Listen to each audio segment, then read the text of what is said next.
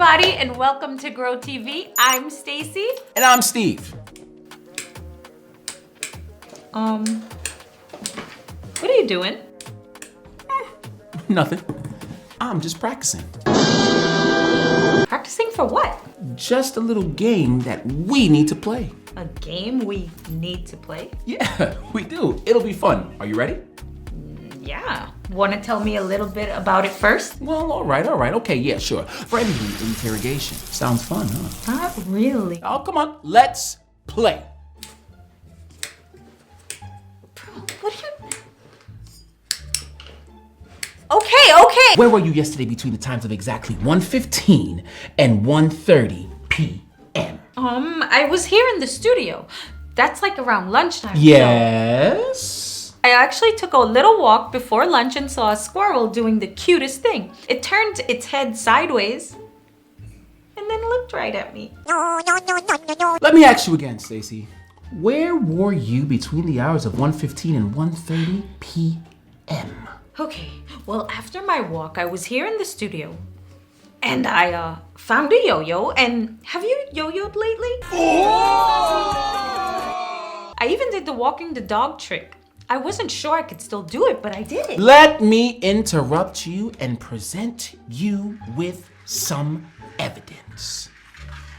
Here, we have Exhibit A. Here lies before us a plate upon which has crumbs, cheesecake crumbs, but not just any cheesecake crumbs, crumbs from Steve's Maple Bacon Surprise Cheesecake. I checked on my cheesecake yesterday at precisely 1:15 p.m. When I came back to eat it at 1:30, it was gone. So, Stacy, I asked you for the third time, where were you between the hours of 1:15 and 1:30 p.m.? Well, Stacy?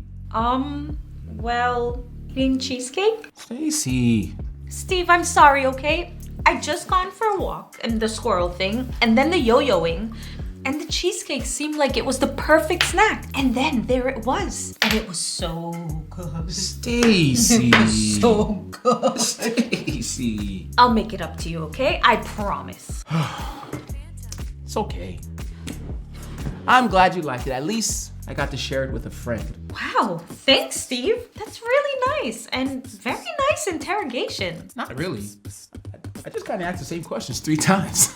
That reminds me of a time when Jesus had a talk with Peter. It wasn't an interrogation, but one time Jesus asked Peter the same question 3 times and it led to one of the greatest conversations ever. Ew. Steve, here, aim your light on the clues in John 21. So this was after Jesus died on the cross and came back to life. Jesus' friends were still trying to figure out what to do next, so they went fishing. I love fishing.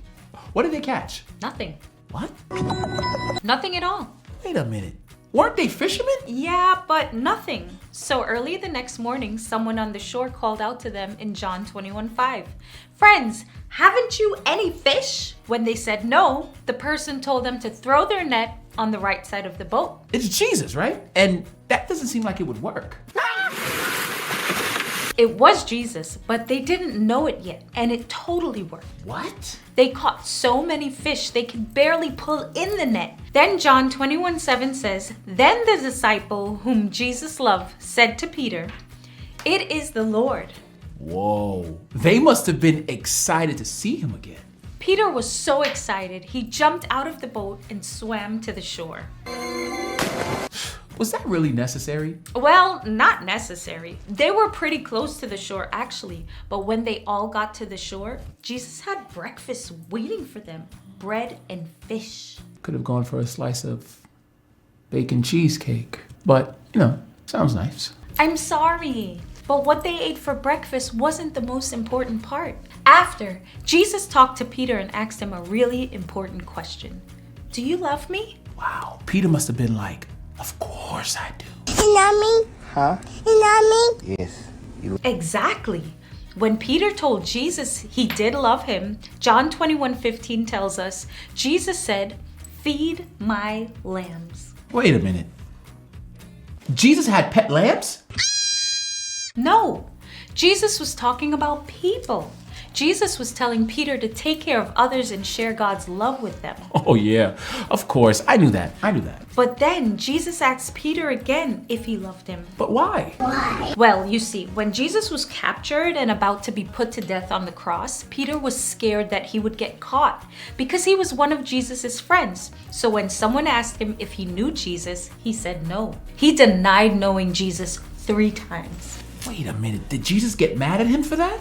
No, I don't think so. And this was Jesus's way of showing Peter that he forgave him. But now he would have to show his love for Jesus through action. Before, he was too scared to even admit he knew Jesus. But now that Jesus was alive again, Peter would have to become braver. So Jesus just asks again and Peter says, yes, of course. And then Jesus says, Take care of my sheep. John 21:16. Jesus didn't have. No. Jesus didn't have sheep either. Then guess what? Jesus asked again. You got it. And Jesus said again, feed my sheep. I think I get it. Really? Yeah, Jesus didn't just want Peter to say he loved Jesus. Jesus wanted him to show that he loved him by sharing God's love with others. Bingo. Jesus wanted Peter to know what loving Jesus was really about. He had shown them how to share God's love. By helping and caring for others. And now he wanted them to go and do it. And Jesus wants us to do it too. And if we wonder how to share God's love, we just have to remember this conversation between Peter and Jesus. And read the stories from Jesus' life that we find in the Bible. Because the Bible shows us how to share God's love. So we remember this really important conversation between Peter and Jesus, and we read stories from Jesus' life. Then we become like really good shepherds?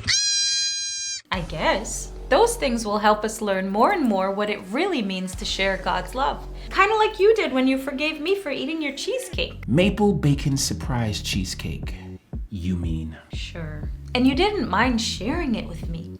Those were small ways of sharing God's love. Correction, I didn't share it with you. You just took it. But you're right, I was planning on sharing with you anyway, so look at us, sharing God's love, and I didn't even have to hang out with any dirty sheep. I don't know. I think sheep are kind of cute. Aww. But there are so many ways the Bible shows us to share God's love. Like listening. Jesus listened to people intently, and we can do the same. Listening is sharing God's love? Absolutely. Jesus served people all the time, like when he fed thousands with just a little bit of food. So maybe volunteering to help at places like church or like a food pantry is another way to share God's love. That's a great one. There are so many ways to share God's love. Whenever you need ideas, just open up your Bible because the Bible shows us how to share God's love. It's been a blast interrogating Stacy with you. Hey!